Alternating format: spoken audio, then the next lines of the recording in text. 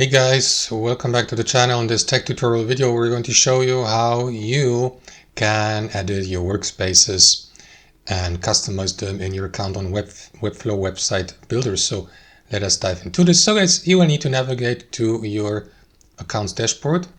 Next, click into that drop-down menu and select a given workspace. You may also navigate to manage workspaces here and select a given one. And after that, once it has been selected, you may edit, for example, the sites you have stored in your workspace. You may delete them, for instance, transfer them, share them, duplicate them, archive them, create new sites.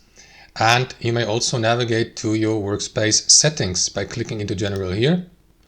And then go through that menu here, for example, give your workspace a name, upload a workspace avatar or image, set it to default or make it a default workspace, go through the sharing permissions below, archive the workspace, and so on and so forth. Don't forget to confirm your settings by clicking into Save here.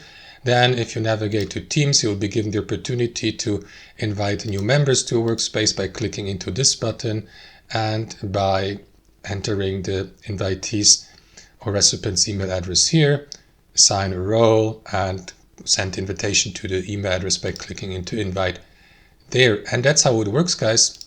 So that's how you edit and manage your workspaces on Webflow website builder. Thanks for watching. Hope you enjoyed it, got some real value from it, and we'll catch you later.